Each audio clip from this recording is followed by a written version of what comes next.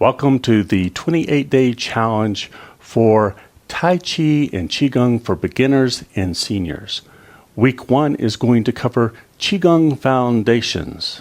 These foundational practices are going to cover a Qigong framework that we use to get the most out of a practice in the least amount of time. Day 1 covers the first thing that we do, shifting mind, body, and breath. These 3 shifts are done as we get to our practice spot. We shift our mind. The mind becomes relaxed, focused, calm, and tranquil. The mind is focused on one thing, being here right now. We're working toward moving from thinking of 10,000 things to a one-pointed mind only focused on what we're doing right here, right now. Before we come into practice, our breathing is fast. We are in stress mode. We shift our breathing. Twice as slow and twice as deep. Long, slow, deep breaths that send a signal to the nervous system and to the brain. So all of these are interconnected. We adjust our posture. We adjust our structure.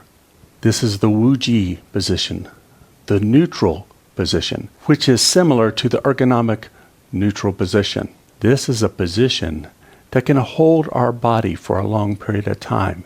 We can relax into the structure and conserve our energy. The feet are parallel with the toes pointed towards the front. Roughly hip width or shoulder width apart.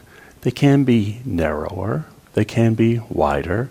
It depends on how you feel, what makes you feel good so that you can enjoy this practice. We soften the muscles and release tension from the muscles. We bend our knees and we sink our tailbone like we are seated on a tall chair, releasing tension into a supportive structure.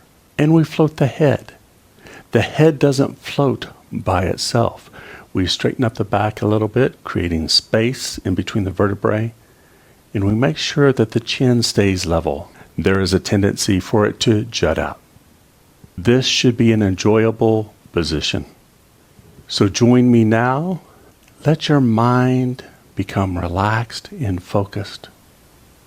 Take long, slow, deep breaths. Assume an ergonomic standing position and sink into your structure, floating the upper part of your body. Keep practicing this over and over. Repetition is the key to learning. The more we practice, the more embodied this becomes, and the more that you can take it with you into your everyday life. I'll see you tomorrow.